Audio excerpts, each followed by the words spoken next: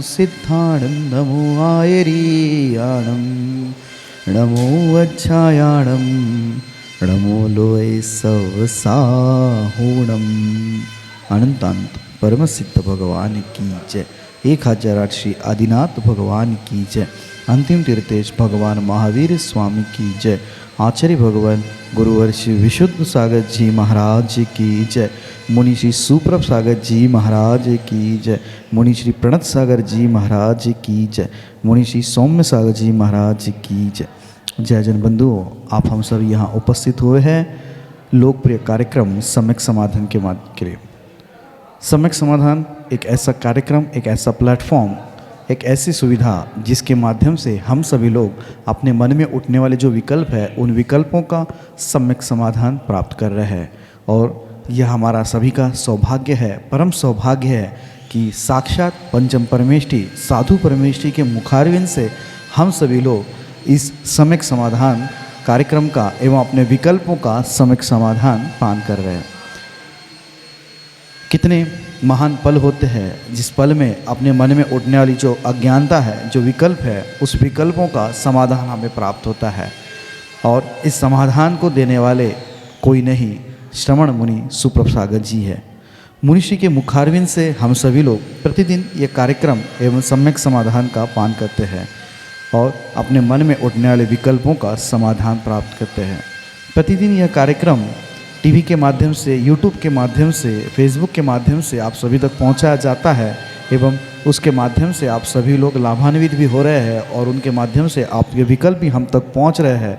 उस विकल्पों का समाधान मुनिषि के द्वारा प्रतिदिन किया जा रहा है और ऐसा समाधान आप और भी प्राप्त कर सकते हैं। अपने मन में उठने विकल्प हम हमें व्हाट्सएप के माध्यम से नीचे पट्टी पे स्क्रॉल पे जो नंबर चलते हैं उसके माध्यम से ये व्हाट्सएप के द्वारा आप अपना विकल्प हम तक पहुंचा सकते हैं। उस विकल्पों को एकत्रित करके मुनिषि के द्वारा उस सम्यक समाधान आपको प्रदान किया जाएगा। शुरुआत करते हैं आज की उस मंगल बेला को मुनिषि के चरणों में कोटिशा नमोस्तु करते हुए मुनिषि प्रणत सागर जी महाराज से यह निवेदन करते हैं कि हे स्वामी, आज के कार्यक्रम को गति प्रदान करते हुए संचालित करें। नमोस्तु नमोस्तु नमोस्तु। ओम नमः सिद्धेभ्यः। नमो नमः सत्वहितंकराय वीराय भव्यां भास्कराय अनंतलोकाय सुरार्चिताय देवादिदेवाय नमो जिनाय देवादिदेवाय नमो जिनाय। पंच परमेष्ठी भगवान की जय। परम पूज्य आचार्य भगवंत गुरुवर विशुद्ध सागर जी मुनि महाराज के, परम पूज्य मुनि श्री सुप्रभ सागर जी महाराज की जय। जो प्राणी मात्र का हित करने वाले हैं, अनंत गुणों के धारी हैं, ऐसे उन जिनेंद्र भगवान को हम सभी नमस्कार करते हैं, क्योंकि वे संसार के सभी विकल्पों से अतीत हो चुके हैं।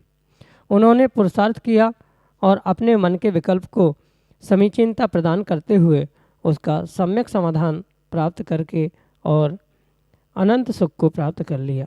आप भी थोड़ा सा पुरुषार्थ करें तो परम पूज्य आचार्य भगवंत गुरुवर विशुद्ध सागर जी महाराज के मंगल सुभाषित से परम पूज्य मुनि श्री सुप्रभ सागर जी महाराज द्वारा प्रदत्त उस अनूठी विधा समीचीन विकल्पों के सम्यक समाधान के माध्यम से हम भी अपने मन को निर्विकल्पता की ओर ले जा सकते हैं, क्योंकि मन की निर्विकल्पता ही आत्मा का वास्तविक स्वभाव है और उस आत्मसुख की प्राप्ति का वह एकमात्र कार्यकारी उपाय समीचीन विकल्पों का सम्यक समाधान, जो कि हम सभी प्रतिदिन आगम के परिप्रेक्ष्य में प्राप्त कर रहे हैं।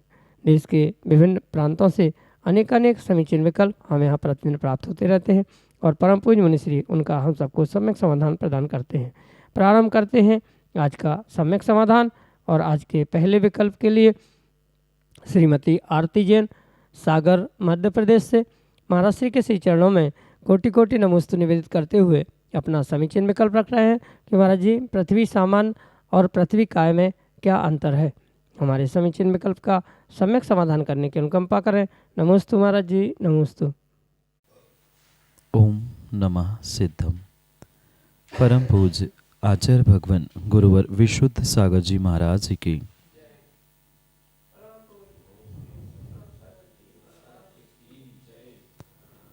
जो स्थावर जीवों के 5 भेद आचार्य भगवंतों ने बताया है, पृथ्वी कायिक, वायु कायिक, तेज कायिक, वनस्पति कायिक आदि रूप, जो इन 5 स्थावरों को स्वीकार किया जाता है, ऐसे उन प्रत्येक 5 स्थावरों के आचार्य भगवंतों ने और पृथक 4 भेद भी कहे हैं। जैसे अगर पृथ्वी के ही विषय में हम समझे तो वह पृथ्वी कायिक जीवों के निमित्त से पृथ्वी सामान्य, पृथ्वी काय, पृथ्वी कायिक और पृथ्वी जीव, ऐसे 4 भेद भी वह एक स्थावर के निमित्त से हमारे आगम ग्रंथों में आचार्य भगवंतों ने उद्घाटित किए। इन चारों में बहुत थोड़ा थोड़ा सा ही अंतर है। जो सामान्य रूप से इस पृथ्वी ऐसे शब्द से जिसका प्रयोग किया जाता है, वह सामान्य पृथ्वी के रूप में आती है। मतलब जो भी पृथ्वी इस शब्द के साथ जो जीव जुड़ा हुआ है, वह सामान्य पृथ्वी या पृथ्वी सामान्य के रूप से स्वीकार किया जाता है। जो पृथ्वी ही अपने शरीर को प्राप्त करते हुए, मतलब जिसका शरीर पृथ्वी ही है या पृथ्वी ही जिसका शरीर है, ऐसे उन जीवों को पृथ्वी कायिक कहा जाता है। जो विग्रह गति में जीव है और पहुंचकर पृथ्वी कायिक बनने वाला है, ऐसे उस विग्रह गति के जीव को पृथ्वी जीव कहा जाता है। और जिस पृथ्वी कायिक पर्याय से या पृथ्वी सामान्य से जीव निकलने के बाद जो शरीर उसका शेष बचा है, यानी किसी पृथ्वी कायिक का कलेवर सामान्य भाषा में, वह पृथ्वी काय कहा जाता है। अगर दृष्टांत के माध्यम से हम समझे तो पत्थर, पहाड़ आदि आदि पृथ्वी सामान्य है, और जो ईंट गुम्मा बना हुआ है, जो मिट्टी के माध्यम से पक चुका, जिसमें से जीव निकल चुके हैं, ऐसे वह निकला हुआ जीव जो जिसका शरीर मात्र वह बचा है, वह पृथ्वी काय के रूप में स्वीकार करने की आवश्यकता है। यही इस सामान्य पृथ्वी और पृथ्वी काय के निमित्त से अंतर है, जो कि आपके लिए सम्यक समाधान से। श्रीमती विजय जैन, विदिशा मध्य प्रदेश से, महाराज श्री के चरणों में बारंबार नमोस्तु निवेदित करते हुए अपना समीचीन विकल्प रख रहे हैं कि महाराज जी, जैसे हम जिन भगवान की पूजा कर रहे हैं, उन्हें छोड़कर दूसरे भगवान यदि हमारे ध्यान में आ जाएं तो पाप लगता है क्या? हमारे समीचीन विकल्प का सम्यक समाधान करने की अनुकंपा करें। नमोस्तु महाराज जी, नमोस्तु। वास्तव में माँ कायदा तो यही है कि जिस भगवान की पूजा की जाती है, ध्यान में, चिंतन में उन्हीं भगवान को लाने की आवश्यकता है। पर माना कि क्वचित कदाचित किसी कारणों से भगवान की पूजा करते समय आपको कहीं अन्यत्र की वेदी, कहीं अन्यत्र के भगवान या अन्य कोई भगवान, तीर्थंकर आदि की प्रतिमा आँखों में झलक रही है, ध्यान में आ रही है, तो ये कोई दोष नहीं है, पाप नहीं है, क्योंकि वह वीतराग भगवान ही है। और वीतराग भगवान कभी भी किसी से भी राग द्वेष आदि नहीं करते। इसलिए ये ध्यान रखें कि ये जो भगवान की पूजा करते समय अगर आपके मन में कोई अन्य विकल्प उत्पन्न हुआ या किसी अन्य भगवान का ध्यान, चिंतन आ रहा है, तो वह वीतरागी भगवान पहली बात तो नाराज़ होने वाले नहीं है, या उस वीतरागी भगवान का जिसका आपने स्मरण किया है, वह खुश होकर आपको विशेष आशीर्वाद देने वाले नहीं है। ये पूर्ण रूप से मात्र और मात्र अपने भावों की विशुद्धि के लिए किए जाने वाली क्रिया होने से ये ध्यान रखें कि उत्कृष्ट बात तो यही है कि जिन भगवान की पूजा कर रहे हैं, जिनके सामने हम बैठकर पूजा कर रहे हैं, आदि को ध्यान करना, उनका चिंतन करना, ये उत्कृष्ट बात तो है। पर माना कि किसी कारणों से अगर मन में किसी और का ध्यान, अन्य किसी और का विकल्प उत्पन्न हो रहा है, तो किसी भी प्रकार से उसमें पाप नहीं है, दोष नहीं है। आप जो ध्यान में आए उनका चिंतन करते हुए जो भगवान की पूजा आपने विस्तार ली है उसकी पूजा करते रहे, उसमें किसी भी प्रकार से कोई भी दोष नहीं है। यही आपके लिए सम्यक समाधान। श्रीमती कविता जैन, बक्सवाहा मध्य प्रदेश से, महाराष्ट्र के चरणों में बारंबार नमोस्तु निवेदित करते हुए अपना समीचीन विकल्प रख रहे हैं कि महाराज जी, जाप माला यदि गंदी हो जाए तो उससे सोडा साबुन आदि से धो सकते हैं क्या? हमारे समीचीन विकल्प का सम्यक समाधान करने की अनुकंपा करें। नमोस्तु महाराज जी, नमोस्तु। जो भगवान की जाप आदि के निमित्त से प्रयोग में आने वाली जो माला हुआ करती है, अगर वह माला फेरने से और प्रयोग करने से अगर गंदी हो रही है, मलिन हो रही है, तो उसको साफ करना तो आवश्यक होता है, पर ये विवेक साथ उसका कार्य करे। क्योंकि जो भी यह माला चाहे धागे की हो या अन्य किसी की भी क्यों ना हो, पर वह धागे से या बनी हुई वह माला धोने से जो वह माला के द्वारा मंत्र पढ़े हुए है या जो वह माला मंत्रित है, वह पानी भी पूर्ण रूप से मंत्रित माना जाना चाहिए। क्योंकि पाषाण पत्थर आदि भी मंत्रित करने से जब पूज्य हो जाते हैं, लंबे समय तक वो फेरी जाने वाली माला जिसके माध्यम से मंत्रों का उच्चारण किया जाता है, संख्या की गणना होती है, वह भी माला पूर्ण रूप से एक उत्कृष्ट अवस्था को प्राप्त होती है। इसलिए उस जापमाल के निमित्त से यह अवश्य ध्यान रखे कि अगर यह माला गंदी हुई है, खराब हुई है, मलिन हुई है, तो उसको धोते समय ये विवेक रखा जाए, जो उसका पानी है धोने के बाद वह कहीं अन्यत्र नाली आदि ऐसे स्थान में ना जाए, उसे सुरक्षित किसी विशेष स्थान पर, खुले स्थान पर छोड़ा जाए, जिसके माध्यम से उन मंत्रों की माला आदि की अवहेलना नहीं हो। साथ में ये भी ध्यान रखे कि साबुन निरमा आदि के द्वारा उसको धोने से वहाँ जीवों की हिंसा आदि भी होने की संभावना है। इसलिए ऐसे साधनों का प्रयोग किया जाए जिसके माध्यम से माला स्वच्छ भी हो जाए और जीवों की हिंसा भी ना हो। इतना विवेक रखते हुए ही उसका शुद्धिकरण करना, उसका साफ करना, ये कार्य करने की आवश्यकता है। ये आपके लिए सम्यक समाधान।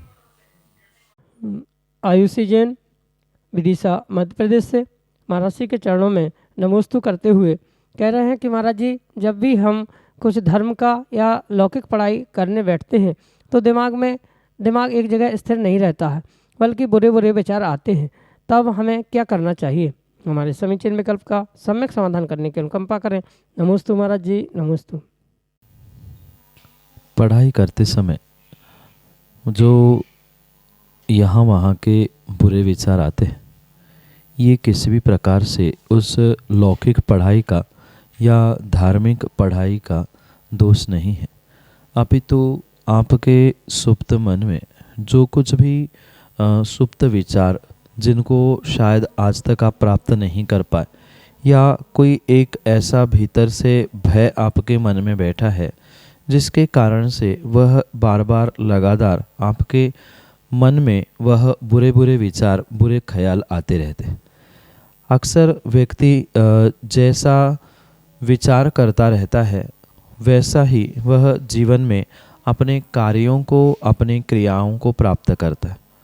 भले ही लोगों को दिखाने के लिए या अपने आप को संतुष्ट करने के लिए आप पुस्तक, ग्रंथ आदि खोल के बैठते हैं, पर मन लगा के आज तक आपने पढ़ने का प्रयास नहीं किया। अगर आप पढ़ने का प्रयास मन लगा के करो कि नहीं, मुझे तो ये पढ़ना है ही, मुझे इस विषय को समझना है, तो नियम से आपका मन स्थिर होने की संभावना वहाँ पर हो सकती है। जितना विशेष कठिन विषय आप पढ़ने का प्रयास करेंगे और वो भी बुद्धिपूर्वक मन लगा कि नहीं, हमें इसे समझना ही है, हमें इसका अर्थ समझना ही है, ऐसा निर्णय करते हुए अगर कठिन से कठिन विषय, चाहे लौकिक क्षेत्र का हो चाहे पारलौकिक यानी धर्म आदि विषय का क्यों ना हो, पर वहाँ पर अगर आप ये निर्णय करें कि हमें इस कठिन विषय को समझना है, तो नियम से वहाँ मन लगने की संभावना हो सकती है। क्योंकि कठिन विषयों को समझने के लिए बुद्धिपूर्वक ही मन लगाकर कार्य करने की आवश्यकता होती है। इसलिए प्रयास आप ऐसे कुछ कठिन विषयों को समझने का करते रहे। साथ में जो आपके भीतर एक सुप्त भावना बैठी है, कुछ कारणों को लेकर या कुछ क्रियाओं को लेकर जो एक डर, भय आपके भीतर है, उस डर और भय को भी आप निकालने का प्रयास करें। क्योंकि जितने विचार बुरे बुरे आते हैं वह मात्र भीतर में बैठे हुए कुछ डर, भय या कुछ अनहोनी के कारण से ही हुआ करते। हो सकता है बीते कल में आपने कुछ भूल की हो, गलती की हो, उसे देखकर याद आता है, या अन्य किसी की कुछ गलती, अन्य किसी की कुछ क्रियाओं को, विपरीतताओं को देखने से वह बुरे बुरे ख्याल भी आते हैं। ये सब निर्णय करते हुए आपको अतीत को भूलना होगा और भविष्य के भी बारे में ज़्यादा सोचने की अपेक्षा से वर्तमान में जीना परम आवश्यक आपको होगा। आप जितना आज में, वर्तमान में, तत्काल में जीने का प्रयास करोगे, उतने ही आपके पुराने और भविष्य के बातों को लेकर जो बुरे विचार मन में आ रहे हैं वह कुछ अंशों में कम होने की संभावना है। साथ में आप ये भी प्रयास कर सकते हैं कि कभी कभार ऐसा भी होता है कि एक स्थान पर बैठने से या निर्धारित स्थान पर बैठने से, या कुछ ऐसे स्थान हुआ करते हैं जहां बैठने पर अपने आप बुरे विचार, बुरा ख्याल आता ही आता है। तो आप पढ़ाई करते समय ये ध्यान रखें कि कहाँ बैठकर आपको सबसे अधिक बुरे विचार आते, तो उस स्थान को, उस क्षेत्र को, उस कमरे को, उस चेयर को या उन स्थानों को आप छोड़ते हुए अन्यत्र कहीं बैठकर पढ़ाई करने का प्रयास करें। हो सकता है क्षेत्र, स्थान बदलने से भी विचारों में, परिणामों में, भावों में बदलाव आ सकता है। इसलिए प्रयास यही करें कि अपने मन को स्थिर करके कुछ कठिन विषय समझने का प्रयास करें। उससे मिलने वाले फलों के बारे में या अतीत के बारे में सोचने की जगह में वर्तमान में जीने का प्रयास करें। साथ में जो स्थान, जिस स्थान पर बैठकर आप अक्सर पढ़ाई करते हैं, उन स्थानों को, दिशा को, आदि को बदलते हुए इस निमित्तों को बदलने का प्रयास करते रहे। हो सकता है वह कुछ विचारों में, आपके भावों में बदलाव हो, जिसके कारण से आपकी पढ़ाई अच्छी हो। यही आपके लिए सम्यक समाधान। शाश्वत जैन, मोहारी, खनिया थाना, मध्य प्रदेश से अगले समीचीन विकल्प के लिए हमारे सामने। नमोस्तु महाराज श्री। कहा जाता है सुख के समय ही आनंद की अनुभूति होती है, तो फिर राजा दशरथ को स्वयं के दोनों पुत्र होने पर भी राम की जगह भरत को राजपाट तो सौंपते समय दुख की अनुभूति क्यों हुई थी? नमोस्तु महाराज जी। सुख के समय में कथनचित आनंद की अनुभूति होना ये स्वाभाविक बात होने पर भी कुछ विशिष्ट घटनाओं के निमित्त से जीवों के भाव, जीवों के अभिप्राय और उस क्रिया के साथ अन्य भी क्रिया का होने वाला प्रभाव, ये सभी समझने की आवश्यकता है। जैसे राम और भरत के विषय में आपके भीतर जिज्ञासा उत्पन्न हुई है, क्योंकि दोनों भी उन दशरथ के ही पुत्र थे। पर जब ये हम अगर पद्म पुराण के माध्यम से या रामायण आदि के भी माध्यम से समझने का प्रयास करते हैं, तो ये हमारे सामने स्पष्ट दिखता है कि भले ही दोनों पुत्र दशरथ के थे, पर राम उनका ज्येष्ठ, श्रेष्ठ और कुशल पुत्र था, जिनके प्रति उनको विशेष अनुराग था। और स्वाभाविक सी बात है, जो बड़ा बेटा होता है, पिता उसको ही अपनी संपत्ति, राज्य आदि देना चाहता है। जो उनके मन में होने पर भी वह बात ना हो के किसी दूसरे को देने को, जब राज्य देने का वहाँ कार्य होने लगता है, तो स्वाभाविक सी बात थी कि एक के निमित्त से वह कुछ सुखी होना चाहते थे, पर उनकी मन की इच्छा पूर्ण नहीं होने पर भले ही वह दूसरा बेटा उनका ही था, पर संसारी जीवों की ये परिणति स्वाभाविक रूप से देखने में आती है कि जिसके प्रति विशेष राग, अनुराग हुआ करता है, उसके प्रति व्यक्ति विशेष आकर्षित होता है, या उससे कार्य प्राप्त करने की या उससे इच्छा की पूर्ति करने की उसकी हमेशा ही भावना बनी रहती। और शायद ऐसा ही दशरथ जी के साथ भी हुआ था कि उनकी जो राम के प्रति उम्मीद थी या राम के प्रति भावनाएं, संवेदनाएं थी, वह भरत के प्रति नहीं थी, क्योंकि राम एक ज्येष्ठ पुत्र था, कुशल राजा बनने की शक्ति उसके पास थी। इस कारण से दशरथ की जो राम के प्रति विशेष राग की परिणति थी, उसके कारण से कथनचित उनको उस राम के राज तिलक के अलावा भरत का राज तिलक करने में कुछ विकल्प अवश्य हुआ था। भले ही भरत उन्हीं का छोटा बेटा था, पर फिर भी बड़े का राज तिलक पक्का हो गया था, पूरी तैयारी हो गई थी। पहले ही कुछ बात होती तो उतना दुख उन्हें नहीं होता, पर जब बिल्कुल राज तिलक और राजगद्दी पर राज्याभिषेक करने का समय आता है, तब कोई अपने उस व्यक्ति को हटाकर दूसरे को विराजमान करने का या दूसरे का राज्याभिषेक की बात करता है, तो स्वाभाविक सी बात है, व्यक्ति के मन की नहीं होती है, तो कुछ ना कुछ उसे विकल्प अवश्य ही होता है। और यही घटना वहाँ भी हुई थी कि दोनों पुत्र होने पर भी जो विशेष लगाव, विशेष राग राम के प्रति था, वह उतना लगाव, उतना विशेष अनुराग भरत के प्रति नहीं था। दूसरी बात, जो उस पद के लिए योग्य था वह सर्वश्रेष्ठ राम ही थे, इसमें कोई शंका नहीं। तो उसको हटा के कोई दूसरे को वहाँ राज तिलक करना, और वो भी अचानक रूप से, तो ये बात तुरंत ना समझ में आने के कारण से ही शायद दुख होता है। क्योंकि आपने भी देखा होगा कि स्वयं की इच्छा की पूर्ति नहीं होने पर भी बहुत सारे कारणों से दुख अपने आप उत्पन्न होता है। और ऐसा ही राजा दशरथ के साथ हुआ था। उनकी जो भावना थी, पूरे देश, राष्ट्र, नगर की जो भावना थी, वह कुछ कारण से या उनके उस अचानक कैकेयी के निर्णय के कारण से जो भावों में या जो इच्छाओं में बदलाव आया था, उसके कारण से ही कहीं न कहीं उनको वह दुख उत्पन्न हुआ था। उनको ना भरत के प्रति कोई द्वेष था, ना भरत से उनका कोई वैर भाव था, पर फिर भी जो मन में इच्छा कई वर्षों से व्यक्ति संजो के रखता है, वह अगर पूर्ण नहीं होती है तो स्वाभाविक बात है, कितना ही राग, कितना ही परस्पर में प्रेम होने पर भी मन की इच्छा जब पूर्ण नहीं होती, तो संसारी जीव का दुखी होना, संक्लेशित होना, कुछ समय के लिए होना, ये तो स्वाभाविक है। भले ही कुछ समय बाद वे संभल गए, पर फिर भी कुछ समय जो उनको विकल्प हुआ था, वह नियम से जो स्वार्थ की पूर्ति नहीं हुई थी, जो कई वर्षों से भावना भाई थी, वह पूर्ण नहीं हुई थी। ज्येष्ठ बेटे को और साथ में वह घर से, नगर से भी निकल गया, ये भी साथ में दुख था। तो ये बहुत सारे कारणों से वह इच्छा की पूर्ति नहीं होना, यही सबसे बड़ा दुख का कारण संसारी जीवों के लिए हुआ करता है। और वही राजा दशरथ के साथ हुआ था, इसलिए वह राजा दशरथ दुखी होते हुए देखने में आया। इसलिए कोई अन्य उसमें अनुभूति या अन्य कोई विषय ना लगाकर सामान्य यही विषय वहाँ समझे कि संसारी जीव थे, वे कोई भगवान नहीं बने थे। और संसारी जीवों की ये परिणति, किसी के प्रति राग होना, किसी के प्रति विशेष अनुराग होना, ये तो स्वाभाविक रूप से देखने में आता है। इसी कारण से ये अंतर देखने में आया। यही आपके लिए सम्यक समाधान।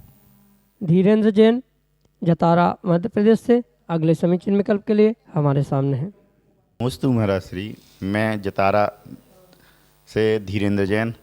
मेरा प्रश्न है कि क्या अपन आगम के अनुसार पंचामृत अभिषेक कर सकते हैं या नहीं? नमस्ते महाराज। कई बार मैं इस विषय को दोहरा चुका हूँ कि आगम की व्यवस्था और वर्तमान में अनेक क्षेत्र, अनेक समाजों में प्राप्त होने वाली परंपरा बिल्कुल भिन्न भिन्न प्रकार की हो सकती है। पर अगर हमें कभी किसी विषय को लेकर तत्वों का निर्णय करना है, आगम का निर्णय करना है, तो सबसे पहले हमें आगम की व्यवस्था को ही समझना परम आवश्यक हुआ करता।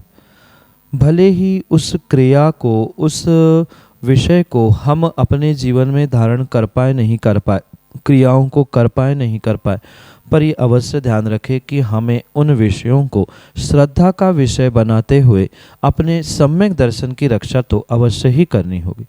क्योंकि अनेक क्षेत्र, अनेक स्थान, अनेक समाज आदि के निमित्त से भिन्न भिन्न परंपराएं वर्तमान में पंचम काल के प्रभाव से कह दो या अन्य भी कारणों से कह दो देखने में आ रही है। तो हम सबसे पहले आगम की व्यवस्था को समझें कि आगम में पूर्वाचार्यों ने क्या लिखा है, क्या कहा है। भले ही उसका करना नहीं करना ये भिन्न विषय है, पर समझना और श्रद्धा तो हमें आगम के प्रमाणों को ही, आगम के प्रमाणों से ही करने की आवश्यकता। जैसे पूजन पाठ की वर्तमान में देखने में आने वाली जितनी भी क्रियाएं हैं, वह पूर्ण रूप से आगम के परिप्रेक्ष्य के अनुकूल ही है, ये ज़रूरी नहीं है। कई ऐसी वर्तमान में परंपराएं, अवस्थाएं देखने में आ रही है जो कि तात्कालिक रूप से ही उद्घाटित हुई है। अगर हम प्राचीन ग्रंथों को, भाव संग्रह जैसे महान ग्रंथों को हक खोल के देखें तो वहाँ स्पष्ट रूप से आचार्य भगवंतों ने इस अभिषेक के विषय में खुलासा करते हुए, स्पष्टीकरण करते हुए जो पूर्व में होने वाले पंचामृत आदि अभिषेक है उनका व्याख्यान करते हुए समझाने का प्रयास किया है कि ये आगम की कैसी परंपरा है और आगम में किस प्रकार से उसका फल बताए। जैसे रविशेन आचार्य भगवंत अपने पद्म पुराण ग्रंथ में भी इस विषय को स्पष्ट करते हैं कि किस प्रकार के अभिषेक से, किस प्रकार के जल, किस प्रकार के द्रव्य से अभिषेक करने से जीव को, व्यक्ति को कैसा फल मिलता है, उसका क्या पुरुषार्थ कैसे स्वर्गों में किस प्रकार से फलीभूत होता है, इसका स्पष्ट रूप से वर्णन रविशेन भगवान ने अपने पद्म पुराण ग्रंथ में किया है।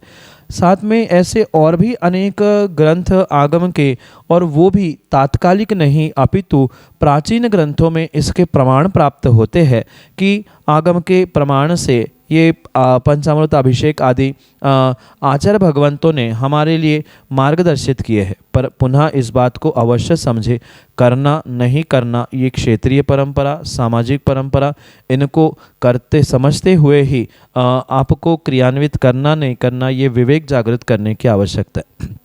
क्योंकि भले ही आगम की व्यवस्था है पर वहाँ की समाज की, क्षेत्र की व्यवस्था नहीं है, और समाज और क्षेत्र के विरुद्ध में आप कुछ कार्य करोगे तो समाज में रहना, उस स्थान में रहना आपके लिए मुश्किल हो सकता है। इसलिए आप ये ध्यान रखें कि आगम की अगर आप व्यवस्था पूछो तो श्रद्धा का विषय बनाते हुए आपको आगम में लिखे हुए प्रत्येक विषय प्रमाण सहित समझने की आवश्यकता है, और प्रमाण सहित उसको समझते हुए कम से कम तत्वों का यथार्थ निर्णय करें, उस पर श्रद्धा न करें। वह आगम बाह्य है, हमारे आगम में नहीं होता, ऐसा कहने से कभी आपकी श्रद्धा, आपका सम्यक दर्शन रहने वाला नहीं है। इसलिए सम्यक दर्शन की रक्षा करते हुए आप पहले ये निर्णय करें कि आगम में इस व्यवस्था का बहुत अच्छे से वर्णन पूर्वाचार्यों ने दिया है।